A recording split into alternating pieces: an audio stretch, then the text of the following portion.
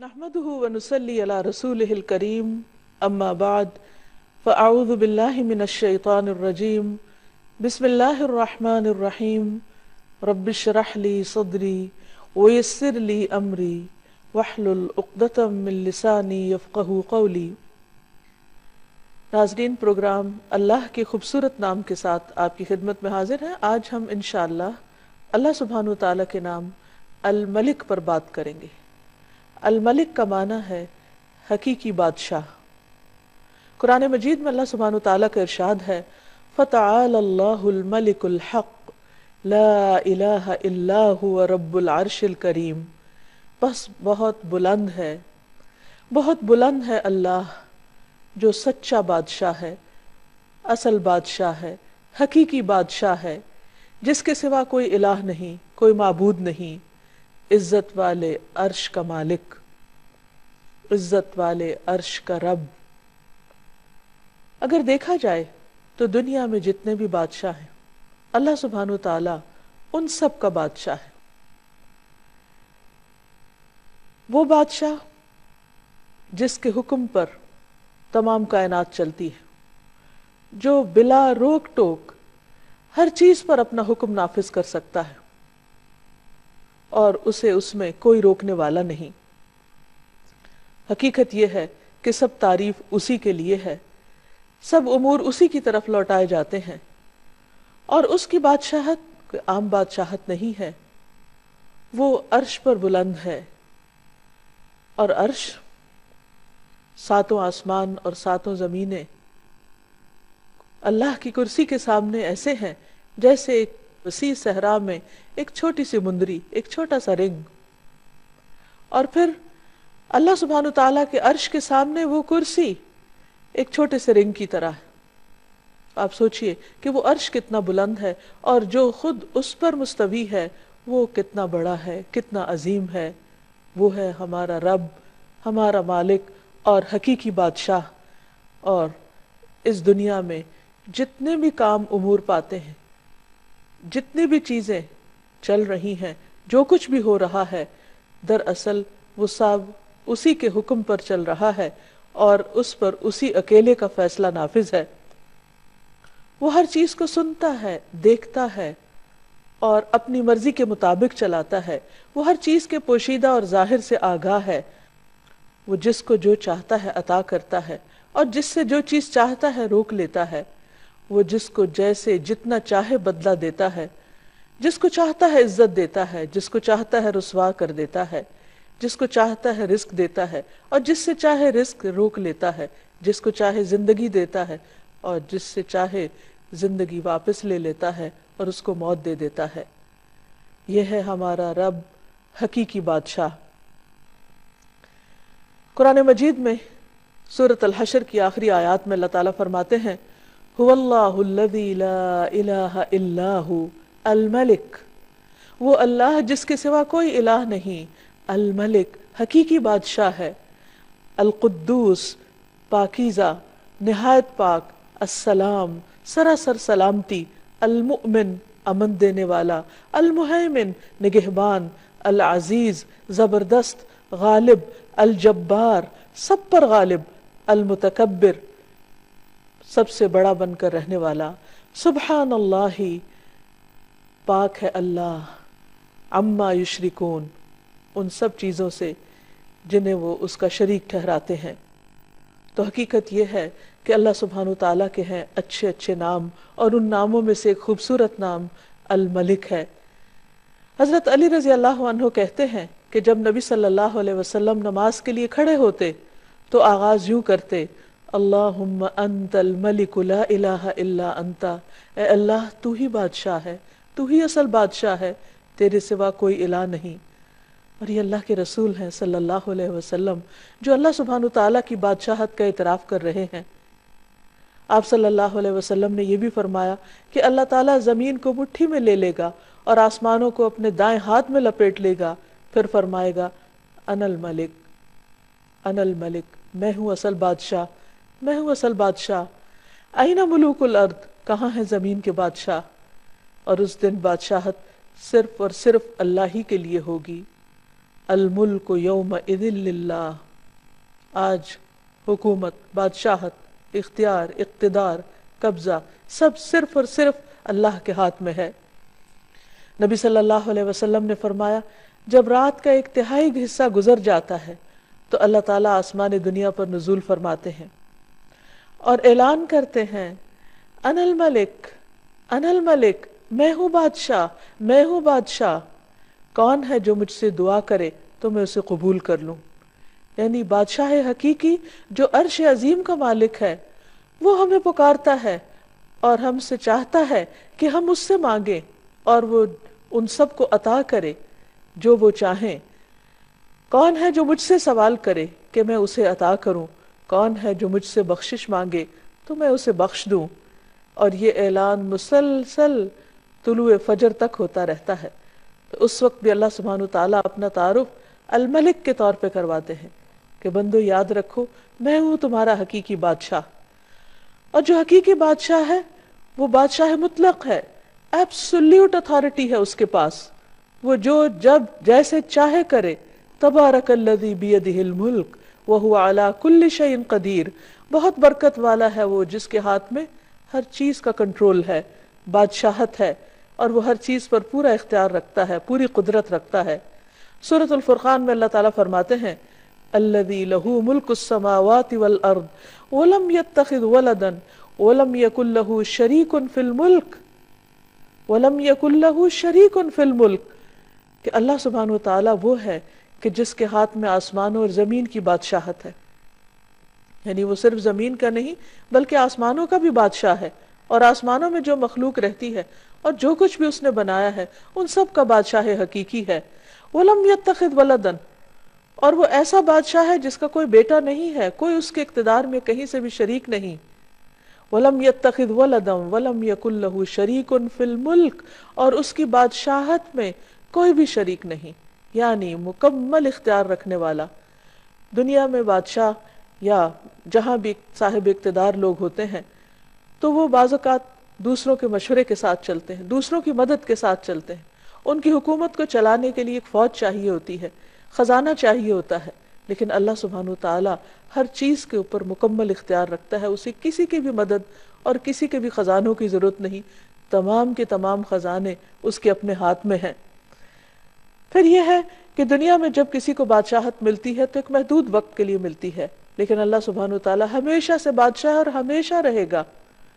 پھر یہ کہ دنیا کے بادشاہوں سے بہت سی چیزیں اوجھل رہتی ہیں، انہیں معلوم ہی نہیں ہوتی، بعض اوقات ان کے فیصلے عدل و انصاف پر مبنی نہیں ہوتے، بعض اوقات وہ فیصلے کر لیتے ہیں لیکن ان کے فیصلے نافذ ہی نہیں ہوتے، جبکہ اللہ سبحانہ وتعالیٰ کا ہر فیصلہ علم اور حکمت پر مبنی ہوتا ہے اور اس کا ہر فیصلہ نافذ ہوتا ہے۔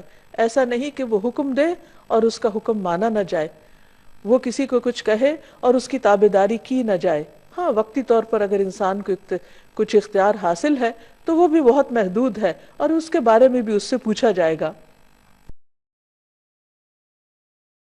تو بحیثیت مسلمان ہمارا اس بات پر پورا یقین اور پورا ایمان ہونا چاہیے کہ اصل بادشاہت اللہ ہی کے لیے ہے، اور اگر زمین پر اللہ نے مجھے کسی بھی معاملے میں کچھ بھی اختیار دیا ہے تو صرف یہ وقتی ہے اور اس کا بھی حساب ہونے والا ہے، لیکن اللہ سبحانہ وتعالیٰ ہی حقیقی بادشاہ ہے۔ سورۃ المؤمنون میں آتا ہے، اللہ تعالیٰ فرماتے ہیں قُلْ مَنْ بِيَدِهِ مَلَكُوتُ كُلِّ شَيْءٍ وَهُوَ يُجِيرُ وَلَا يُجَارُ عَلَيْهِ، ان سے پوچھئے بتاؤ بادشاہی کس کے ہاتھ میں ہے، بادشاہ کون ہے، اور وہ کون ہے جو پناہ دیتا ہے اور اس کے مقابلے میں کسی کو پناہ نہیں مل سکتی۔ سورۃ یاسین میں اللہ تعالیٰ فرماتے ہیں فَسُبْحَانَ الَّذِي بِيَدِهِ مَلَكُوتُ كُلِّ شَيْءٍ وَإِلَيْهِ تُرْجَعُونَ، پاک ہے وہ اللہ، وہ ذات جس کے ہاتھ میں ہر چیز کی بادشاہت ہے، ہر چیز پر وہ چھایا ہوا، ہر چیز پر غالب ہے، ہر چیز پر اس کا حکم چلتا ہے، اور تم سب اسی کی طرف لوٹائے جاؤ گے، اسی کے پاس پہنچو گے، پھر وہ تم سے حساب لے گا، تم سے پوچھے گا۔ اور جہاں تک اختیارات کا تعلق ہے تو دنیا میں جتنے بھی بادشاہ ہیں ان کے پاس جو بھی خزانے ہیں وہ محدود ہیں اور وہ ختم ہو جاتے ہیں، اور ان کو بھرنے کے لیے انہیں مختلف وسائل اختیار کرنے پڑتے ہیں، جبکہ اللہ سبحانہ وتعالیٰ اس کو خرچ کرنے کے لیے کسی سے کچھ لینے کی ضرورت نہیں ہوتی۔ ایک روایت میں آتا ہے رسول اللہ صلی اللہ علیہ وسلم نے فرمایا، اللہ کا ہاتھ بھرا ہوا ہے، اسے رات دن کی بخشش کم نہیں کرتی، وہ دن کو بھی دیتا ہے، وہ رات کو بھی دیتا ہے، اور یہ دینا اس کے خزانوں میں کمی نہیں کرتا۔ آپ نے فرمایا، کیا تمہیں معلوم ہے کہ جب اس نے آسمان و زمین پیدا کیا اور جب سے پیدا کیے اس نے کتنا کچھ خرچ کیا؟ یعنی جب سے یہ دنیا بنی ہے اس نے کیا کچھ نہیں دیا، وہ دیتا ہی چلا جا رہا ہے۔ عام طور پر دنیا میں وقتی طور پر جب کسی کو اقتدار ملتا ہے یا بادشاہت ملتی ہے تو اس کے پاس جو بھی خزانہ ہوتا ہے یا خرچ کرنے کو ہوتا ہے وہ محدود ہوتا ہے، اور بعض اوقات خرچ کرنے کے بعد وہ ختم بھی ہو جاتا ہے، اور اس خزانے کو بھرنے کے لیے مختلف طرح کے ہیلے کرنے پڑتے ہیں۔ لیکن اللہ سبحانہ وتعالیٰ کسی کا بھی محتاج نہیں، وہ دن رات خرچ کرتا ہے لیکن اس کے خزانوں میں کسی قسم کی کوئی کمی واقع نہیں ہوتی۔ رسول اللہ صلی اللہ علیہ وسلم نے فرمایا، اللہ تعالیٰ کا ہاتھ بھرا ہوا ہے اور وہ اس میں سے دن رات خرچ کرتا ہے، لیکن تمہیں معلوم ہے کیا کہ جب سے اس نے آسمان و زمین پیدا کیے ہیں اس نے کتنا خرچ کیا ہے؟ اس نے بھی اس میں یعنی اس وقت سے خرچ کرنے نے اس میں کوئی کمی نہیں کی، یعنی اس کا ہاتھ پھر بھی بھرا ہوا ہے، وہ جتنا بھی دیتا چلا جائے اس کے خزانے کم نہیں ہوتے، وہ کسی کا محتاج نہیں، اسے کسی سے قرض نہیں لینا ہوتا، اسے کسی سے لے کر نہیں دینا، وہ پوری طرح مالک بھی ہے اور پھر بادشاہ بھی ہے۔ پھر فرمایا کہ اس کا عرش پانی پر ہے اور اس کے دوسرے ہاتھ میں ترازو ہے جسے وہ جھکاتا اور بلند کرتا رہتا ہے، یعنی جیسے جس چیز میں چاہے تصرف کرے، اسے کوئی روکنے والا نہیں ہے۔ اس کے برعکس بندوں کی بادشاہت بہت محدود ہے، وقت کے اعتبار سے بھی اور ان کے پاس جو اختیارات ہیں اس کے اعتبار سے بھی۔ لیکن کتنی حیرت کی بات ہے کہ ہم اگر دنیا میں کسی کے پاس کچھ بھی اختیار ہو تو اس سے فوراً مرعوب ہو جاتے ہیں، اس سے ڈرنے لگتے ہیں، اس کی مرضی کی بات کرنے لگتے ہیں۔ لیکن اس کے برعکس اللہ سبحانہ وتعالیٰ جو پوری کائنات کا بادشاہ ہے اور ہر چیز کا اختیار اس کے پاس ہے، ہم اس سے ڈرتے نہیں، اس کے آگے جھکتے نہیں۔ یہ کس قدر ناسمجھی کی بات ہے، اور بات وہی ہے جو اللہ سبحانہ وتعالیٰ نے خود فرمائی، وَمَا قَدَرُ اللَّهَ حَقَّ قَدْرِهِ، انہوں نے اللہ کی قدر ہی نہیں کی جیسا کہ حق ہے اس کی قدر کرنے کا۔ وَالْأَرْضُ جَمِيعًا قَبْضَتُهُ يَوْمَ الْقِيَامَةِ، اور زمین ساری کی ساری اس کے قبضے میں ہوگی قیامت کے دن۔ وَالسَّمَاوَاتُ مَطْوِيَّاتٌ بِيَمِينِهِ، اور آسمان اس کے دائیں ہاتھ میں لپٹے ہوئے ہوں گے، یعنی ہر چیز اس کے قبضہ قدرت میں ہے، اختیار میں ہے۔ اس کے باوجود ہم پوری طرح اس کے آگے نہیں جھکتے، پوری طرح اس کے طریقوں پر نہیں چلتے، اس کو راضی کرنے کی فکر نہیں کرتے، اور اس کے برعکس جن کے پاس محدود اختیارات ہیں، چونکہ وہ ظاہر سامنے نظر آتے ہیں اس لیے انہی سے مرعوب ہو جاتے ہیں، اور اللہ جو الملک الحق ہے، حقیقی بادشاہ ہے، اس کو بھول جاتے ہیں۔ پھر آپ دیکھیے کہ اللہ سبحانہ وتعالیٰ جیسی قدرت بھی کسی کے پاس نہیں۔ عبداللہ بن مسعود کہتے ہیں کہ علماء یہود میں سے ایک شخص رسول اللہ صلی اللہ علیہ وسلم کے پاس آیا اور کہا، اے محمد، ہم تورات میں پاتے ہیں کہ اللہ تعالیٰ آسمانوں کو ایک انگلی پر اٹھا لے گا اور زمین کو ایک اور انگلی پر اٹھا لے گا اور درختوں کو ایک انگلی پر اور پانی اور مٹی کو ایک انگلی پر اور تمام مخلوقات کو ایک انگلی پر، اور پھر فرمائے گا انا الملک، میں ہوں بادشاہ، میں ہوں بادشاہ۔ نبی صلی اللہ علیہ وسلم نے جب اس عالم کی بات سنی تو آپ مسکرا دیے، اور دراصل یہ مسکراہٹ اس یہودی عالم کی تصدیق کے طور پر تھی۔ پھر آپ نے یہ آیت تلاوت فرمائی، وَمَا قَدَرُ اللَّهَ حَقَّ قَدْرِهِ وَالْأَرْضُ جَمِيعًا قَبْضَتُهُ يَوْمَ الْقِيَامَةِ وَالسَّمَاوَاتُ مَطْوِيَّاتٌ بِيَمِينِهِ سُبْحَانَهُ وَتَعَالَى عَمَّا يُشْرِكُونَ، اور ان لوگوں نے اللہ کی قدر نہیں کی جیسا کہ اس کی قدر کرنے کا حق ہے، اور ساری زمین قیامت کے دن اس کی مٹھی میں ہوگی، اس کے ہاتھ میں ہوگی، اور آسمان دائیں ہاتھ میں لپٹے ہوئے ہوں گے۔ وہ ان لوگوں کے شرک سے بالکل پاک اور بلند تر ہے، یعنی لوگ اللہ سبحانہ وتعالیٰ کی عظمت کو اس طرح محسوس نہیں کرتے جس طرح کرنا چاہیے۔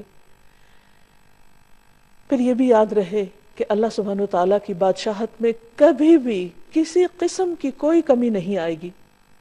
اللہ تعالیٰ فرماتے ہیں اگر تم سب اولین و آخرین، یعنی سارے کے سارے انسان، اور نہ صرف یہ کہ انسان بلکہ جن بھی، کہ تمہارے اول پہلے انسان سے لے کے آخری انسان تک، اور تمام کے تمام جن پہلے جن سے لے کر آخری جن تک، تم سب اس آدمی کے دل کی طرح ہو جاؤ جو سب سے زیادہ تقوی والا ہو، تو بھی تم میری سلطنت میں کچھ اضافہ نہیں کر سکتے۔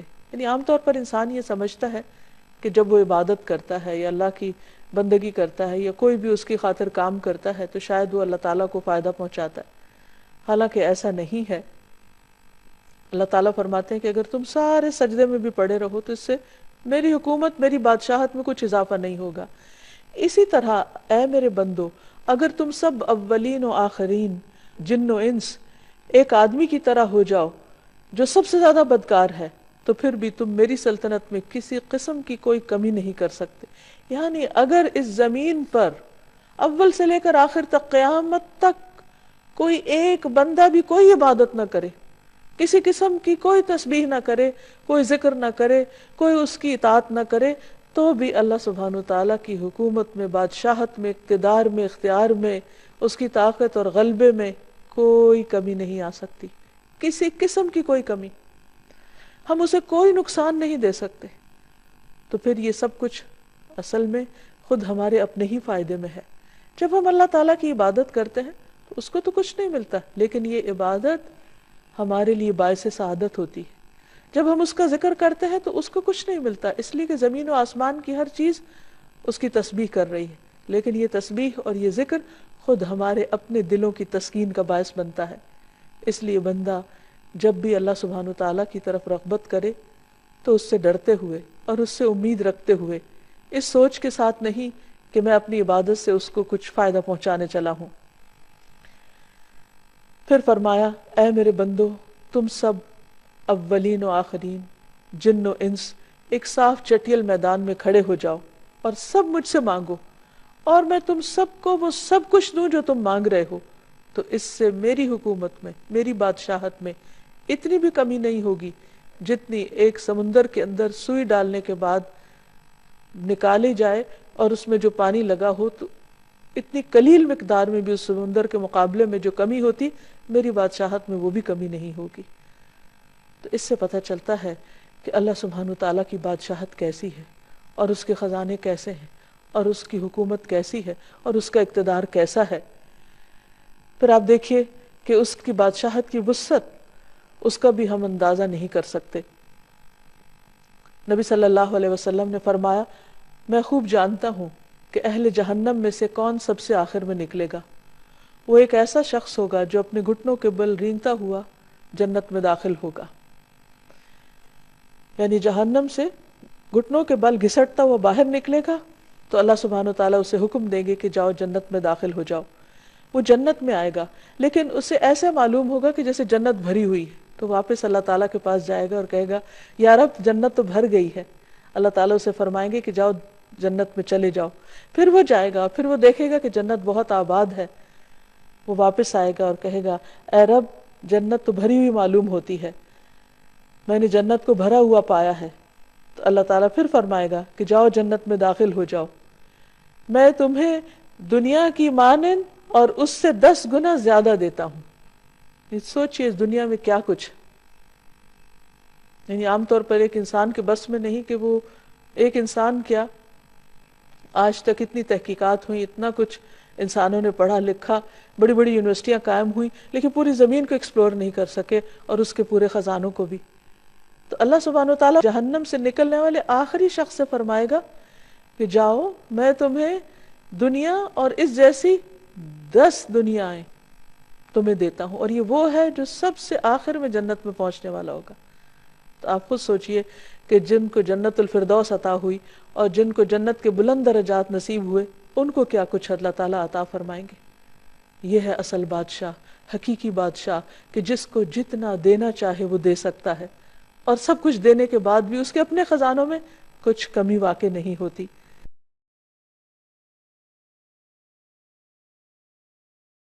اللہ سبحانہ وتعالیٰ وقتی طور پر دنیا میں جب کسی کو کوئی بھی نعمت دیتا ہے تو عام طور پر شیطان اس کے دل میں غرور اور تکبر ڈالنے لگتا ہے، اور اگر کچھ اختیار اور اقتدار مل جائے تو یہ چیز اور بڑھنے لگتی ہے، اور اللہ سبحانہ وتعالیٰ کو بندوں کی یہی چیز پسند نہیں۔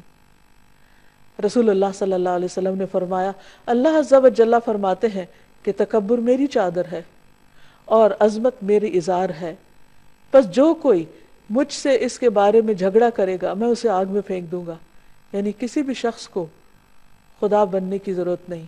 اگر کوئی اپنے آپ کو خود مختار اور مالک الملک سمجھتا ہے کہ سب حکومت اور سب اختیار اور سب اقتدار میرے پاس ہے اور مجھے کوئی نقصان نہیں دے سکتا، یا میں سب کچھ کر سکتا ہوں، تو اس سے بڑی غلط فہمی کوئی نہیں۔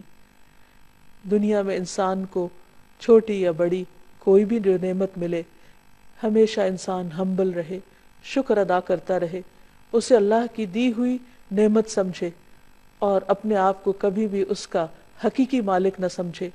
جو کچھ ہے عارضی طور پر ہے، ایک امتحان کے لیے ہے اور جلد ہمارے ہاتھوں سے نکل جانے والا ہے، اس لیے اصل اختیار اللہ کے پاس ہے۔ پھر اسی طرح یہ بھی یاد رہے کہ اللہ سبحانہ وتعالیٰ کی بادشاہت ایسی بادشاہت ہے کہ جس میں حکم دینے یا روکنے اور کسی بھی چیز کو کرنے کا مکمل اختیار اس کے پاس ہے۔ ارشاد باری تعالیٰ ہے، بدیع السماوات والارض وَإِذَا قَضَى أَمْرًا فَإِنَّمَا يَقُولُ لَهُ كُن فَيَكُونُ۔ آسمانوں اور زمین کا موجد ہے، اور جب کسی کام کے کرنے کا فیصلہ کر لیتا ہے تو بس اتنا کہتا ہے کہ ہو جاؤ، اور وہ ہو جاتی۔ آپ سوچئے کہ دنیا میں اگر کوئی حکم دیتا بھی ہے تو بعض اوقات اس کے حکم، اس کے آرڈیننس، اس کے فرمان کی کیا ویلیو ہوتی ہے۔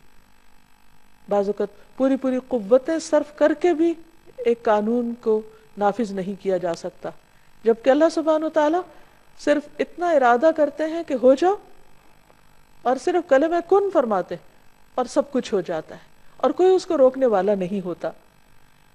اور اسی لیے ہم ہر نماز کے بعد جو دعا پڑھتے ہیں یا پڑھنے کا حکم دیا گیا کہ اللہم لا مانع لما اعطیت ولا معطی لما منعت ولا ينفع ذا الجد منک الجد۔ اے اللہ، جسے تو دے اسے کوئی روکنے والا نہیں، اور جس سے تو روک دے اسے کوئی دینے والا نہیں، اور کسی مالدار کو اس کا مال تیری بارگاہ میں کوئی فائدہ نہ دے سکے گا۔ یعنی اگر دنیا میں کسی کے پاس کچھ بھی ہے تو وہ دنیا ہی کے چند دن کے فائدے کے لیے ہے، آخرت میں وہ مال دے کر اللہ کو راضی نہیں کر سکتا۔ پھر آپ دیکھیے کہ مخلوق پر، یعنی انسان ہو یا باقی حیوانات ہو یا جو بھی اللہ سبحانہ وتعالیٰ نے چیزیں بنائی ہیں، بڑے بڑے ستارے اور سیارے جن کی بڑائی کے بارے میں آج انسان تھوڑا بہت کچھ جانتا ہے، ان سب کو کنٹرول کس نے کیا ہوا ہے؟ ان سب پر کس کا حکم چل رہا ہے؟ اور کس نے ان کے لیے جو ضابطہ بنایا اس پر وہ مکمل طور پر پابند بھی ہیں اور اس میں کسی قسم کی کمی بیشی نہیں کرتے؟ اللہ سبحانہ وتعالیٰ خود اس کے بارے میں فرماتے ہیں، الم تعلم، کیا تم جانتے نہیں ہو، ان اللہ لہ ملک السماوات والارض، کہ اللہ سبحانہ وتعالیٰ ہی کے لیے آسمان و زمین کی بادشاہت۔ یعنی جتنا کچھ بھی تم دیکھ رہے ہو، یہ سورج، چاند، ستارے، یہ بلینز آف گیلیکسیز اور ان کے اندر ٹریلینز آف سٹارز، اور ان سب کا مسلسل چلتے رہنا، چلنا نہیں بلکہ پوری قوت کے ساتھ دوڑتے رہنا، اور اس نظام میں کسی قسم کا خلل نہ آنا، یہ دراصل کس کے کنٹرول میں ہے، کس کے اختیار میں ہے، کس نے ان سب کو ایک ڈسپلن کے اندر رکھا ہوا ہے۔ آج ہمارے لیے تو ٹریفک کو کنٹرول کرنا مشکل ہو جاتا ہے، لیکن آسمانوں کی ٹریفک، خواہ وہ بادل ہوں یا ستارے اور کواکب ہوں، یہ تمام چیزیں صرف اور صرف اللہ کے حکم کے مطابق ہی چل رہی ہیں، اسی نے ان کو تھاما ہوا ہے، اور ان میں سے کوئی ایک بھی اپنی راہ چھوڑ کر دوسری طرف نہیں جاتا۔ اگر ان میں سے کوئی ایک بھی اپنی مرضی کرنے لگے تو ہر چیز ٹکرا کر رہ جائے، یہ نظام درہم برہم ہو کر رہ جائے۔ تو اس سے یہ پتہ چلتا ہے کہ حقیقی بادشاہت ان سب پر دراصل اللہ ہی کی ہے۔ فرمایا یعذب من یشاء ویغفر لمن یشاء، جس کو چاہتا ہے عذاب دیتا ہے اور جسے چاہے بخش دیتا ہے۔ واللہ علی کل شیء قدیر، اور اللہ ہر چیز پر پوری قدرت رکھتا ہے۔ پھر اسی طرح رزق کے سارے معاملات بھی اسی کے اختیار میں ہیں. واللہ یرزق من یشاء بغیر حساب، اللہ جس کو چاہتا ہے بغیر حساب کے رزق دیتا ہے، یعنی انلمیٹڈ.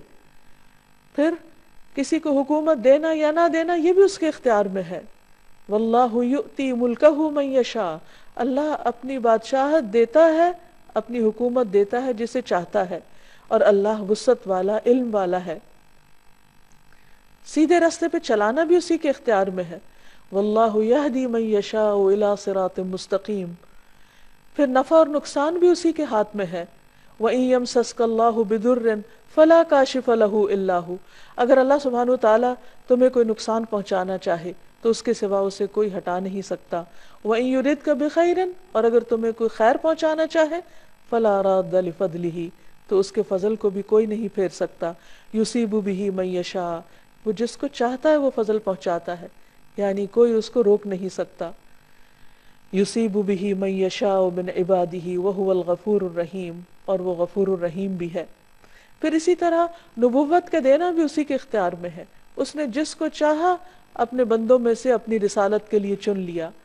پھر ہر طرح کا فضل دینا بھی اللہ کے اختیار میں ہے، یعنی کوئی کسی سے اللہ کی نعمت کو چھین نہیں سکتا.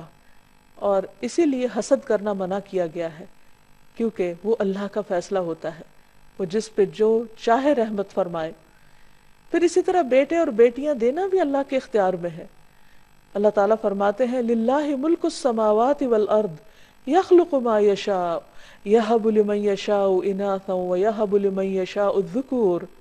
آسمانوں اور زمین کی بادشاہت اللہ ہی کی ہے، جسے چاہتا ہے جو چاہتا ہے پیدا کرتا ہے.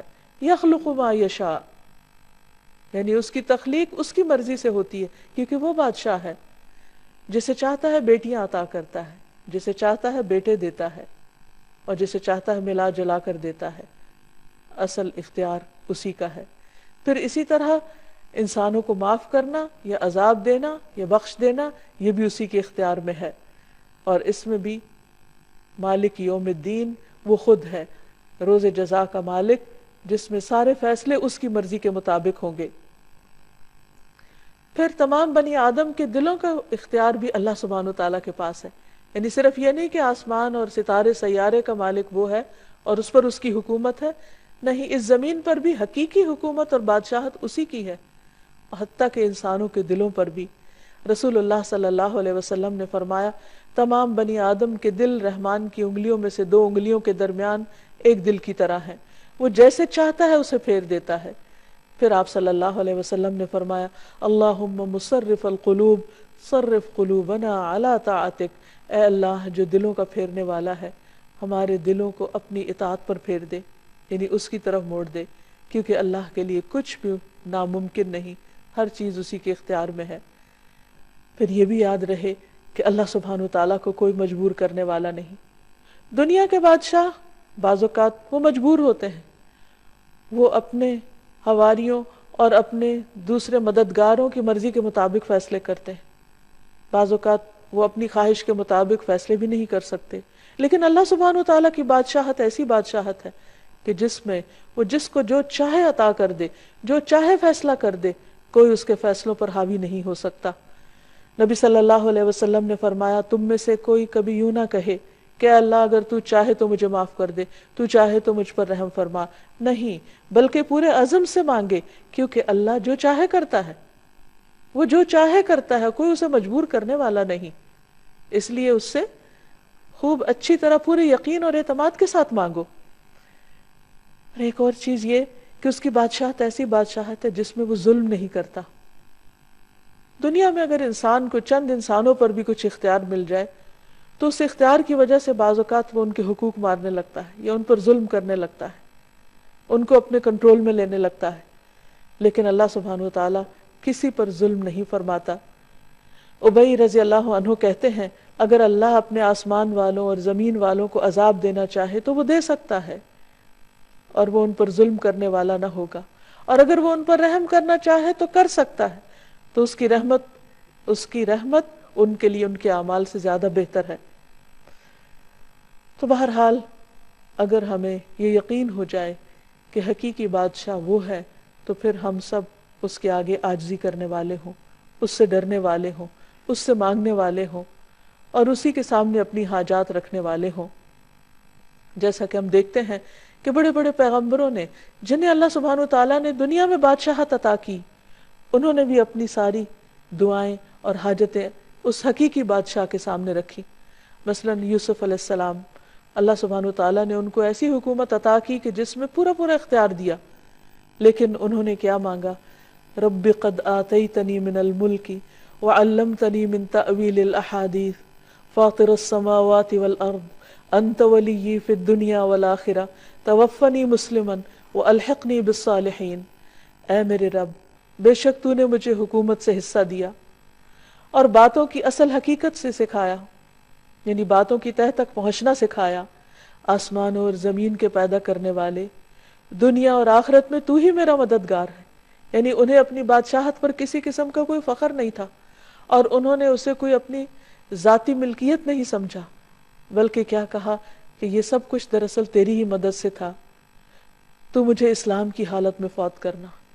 یعنی میرے لیے سعادت کیا ہے کہ میں تیرا بندہ بن کے جیوں اور میری موت بھی تیری بندگی میں آئے، تیری فرما برداری میں آئے، اور تو مجھے نیک لوگوں کے ساتھ ملا۔ یعنی دنیا کی بادشاہت پر انہوں نے کس چیز کو فوقیت دی؟ اللہ سبحانہ وتعالیٰ کی رضا کو اور نیک بندوں کی صحبت کو۔ سلیمان علیہ السلام، جن کے لیے اللہ سبحانہ وتعالیٰ نے ہر چیز کو مسخر کر رکھا تھا، ہواؤں کو مسخر کر رکھا تھا، جنات کو مسخر کر رکھا تھا، پرندوں کو، ہر طرح کی فوجیں تھیں ان کے پاس، لیکن وہ اللہ کے فرما بردار بندے تھے۔ وہ کیا دعا کرتے ہیں؟ رب اغفر لی وہب لی ملکا لا ينبغی لأحد من بعدی انک انت الوہاب۔ وہ بھی اللہ ہی سے مانگتے ہیں، اے رب مجھے بخش دے۔ کس قدر عاجزی ہے، سب کچھ ہوتے ہوئے بھی کہتے یا رب مجھے بخش دے، اور ایسی بادشاہت دے جو میرے بعد کسی کے لائق نہ ہو، یقیناً تو بہت عطا کرنے والا ہے۔ یعنی ایک طرف اپنی بخشش اور دوسری طرف جو ان کے دل میں تھا انہوں نے مانگا اور پورے یقین کے ساتھ مانگا۔ پھر اسی طرح ذوالقرنین، اللہ سبحانہ وتعالیٰ نے ان کو بھی بہت کچھ اختیار دیا، اور یہاں تک دیا کہ تو لوگوں کے بارے میں جیسا بھی تصرف کرنا چاہے کرے، لیکن انہوں نے بھی کس طرح اللہ سبحانہ وتعالیٰ کو راضی کرنے کے لیے بندوں کے ساتھ احسان کیا اور اپنے اقتدار سے کسی طرح کا ناجائز فائدہ نہیں اٹھایا۔ تو اصل بندے اللہ کے پسندیدہ وہی ہیں کہ جو سب کچھ رکھتے ہوئے بھی حقیقی بادشاہ اللہ تعالیٰ ہی کو سمجھے۔ پھر اللہ سبحانہ وتعالیٰ جب اس سے اس نام کے ساتھ دعا کی جاتی ہے تو وہ اس کو پسند فرماتا ہے۔ حضرت علی رضی اللہ تعالیٰ عنہ نے نبی صلی اللہ علیہ وسلم کی جو دعا نماز کے شروع میں کوٹ کی ہے، اس میں اللہ تعالیٰ کے حضور کس طرح عاجزی اور انکساری کا اظہار ہے۔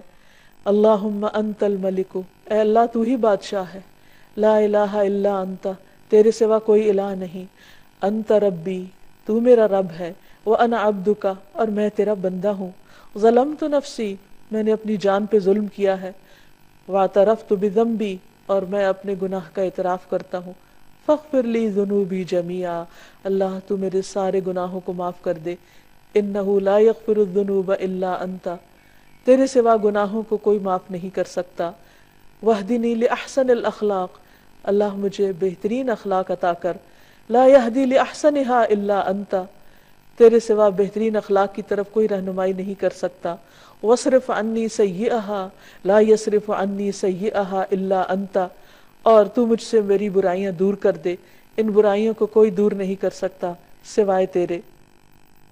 پھر اسی طرح نبی صلی اللہ علیہ وسلم قیام کی حالت میں یہ دعا پڑھا کرتے تھے، سبحان ذی الجبروت والملکوت والکبریاء والعظمہ۔ آپ صلی اللہ علیہ وسلم کا مقام کتنا بلند ہے، لیکن جب اللہ کے حضور ہاتھ باندھ کر کھڑے ہوتے تو کس طرح اپنے رب کی تعریف بیان کرتے، سبحان ذی الجبروت والملکوت والکبریاء والعظمہ، پاک ہے وہ جو طاقت والا، سلطنت والا، کبریائی والا اور عظمت والا ہے۔ جو شخص جتنی زیادہ اللہ کی معرفت رکھتا ہے اتنے ہی خوبصورت الفاظ میں اللہ سبحانہ وتعالیٰ کو یاد کرتا ہے۔ پھر اسی طرح جو اللہ سبحانہ وتعالیٰ کے پسندیدہ کلمات ہیں ان میں سے لا الہ الا اللہ وحدہ لا شریک لہ لہ الملک وَلَهُ الْحَمْدُ وَهُوَ عَلَى كُلِّ شَيْءٍ قدیر ہے۔ نبی صلی اللہ علیہ وسلم جب نماز کے بعد سلام پھیرتے تو یہ کلمہ پڑھا کرتے تھے ہر نماز کے بعد کہ اللہ کے سوا جو صرف ایک ہے، کوئی اور معبود نہیں، اس کا کوئی شریک نہیں، لہ الملک، ساری بادشاہت اسی کی ہے اور سب تعریف بھی اسی کی ہے اور وہ ہر چیز پر قادر ہے۔ پھر صبح شام کی دعاؤں میں بھی نبی صلی اللہ علیہ وسلم جو کلمات پڑھتے، امسینا و امس الملک للہ، کہ ہم نے شام کی اور ساری ملک نے، یعنی اللہ کی جتنی بھی بادشاہت میں جو اختیار ہے ہر چیز نے اللہ ہی کے لیے شام کی، یعنی اللہ ہی کے حکم کے مطابق، والحمد للہ، اور ساری تعریف اللہ کے لیے۔ اور پھر آگے مزید دعا بھی ہے۔ پھر اسی طرح صفا و مروہ کا طواف کرتے وقت بھی جو دعا سکھائی گئی اس میں بھی اللہ سبحانہ و تعالیٰ کے ملک کا اعتراف ہے۔ تو ہمارے لیے لازم ہے کہ ہم اللہ تعالیٰ کو بادشاہ حقیقی سمجھیں اور اس کے آگے ہمبل ہو جائیں، اس کی اطاعت اور فرما برداری کریں، اس کی اس بادشاہت میں کسی کو شریک نہ سمجھیں اور شرک کو گناہ عظیم سمجھیں، اللہ کے سوا کسی اور کو اختیار والا نہ سمجھیں، کیونکہ سب کے پاس جو بھی اختیار ہے وہ محدود ہے اور حقیقی معنوں میں دینے والا اللہ سبحانہ و تعالیٰ ہے، اور اس سے شدید محبت کرنے والے ہوں کیونکہ وہ ہر چیز کا مالک ہے، دنیا کی بھی اور آخرت کی بھی۔ اور پھر اس سے ملاقات کا شوق بھی ہمارے اندر ہو۔ جب دنیا میں کسی بڑے انسان کے بارے میں ہم سنتے ہیں تو اس سے ملنے کا شوق ہوتا ہے، اس کے قریب ہونے کا شوق ہوتا ہے، لیکن کیا ہم اللہ کی بڑائی کو سمجھتے نہیں کہ اس کے قرب اور اس کی ملاقات کا کوئی شوق نہیں ہمارے دل میں؟ نہیں۔ اگر ہم واقعی اس کی عظمت کو پہچان جائیں تو پھر اس سے ملاقات کا شوق بھی ہمارے دل میں ہو اور اس کا قرب بھی چاہیں، اور اس کا قرب نماز کے ذریعے حاصل ہوتا ہے۔ اس نے خود ہمیں بتا دیا وَاسْجُدْ وَاقْتَرِبْ، سجدہ کرو اور قریب ہو جاؤ، کیونکہ وہ عظیم بادشاہ ہے، اور جب اس کو خوش کر دیں گے تو وہ ہمیں خوش کر دے گا۔ جیسے موسیٰ علیہ السلام اپنی قوم سے آگے آگے فوراً اللہ سبحانہ و تعالیٰ کی طرف بڑھے۔ اللہ تعالیٰ نے پوچھا کہ کیا چیز تجھے سب سے پہلے آگے لے آئی؟ وہ کیا چیز تھی جو انہیں اللہ سبحانہ و تعالیٰ کی طرف دوڑا رہی تھی؟ اس کی ملاقات کا شوق تھا۔ تو اللہ سبحانہ و تعالیٰ ہم سب کو اپنی ملاقات کا شوق دے اور اپنی عظمت کا احساس دے۔ وآخر دعوانا ان الحمد للہ رب العالمین۔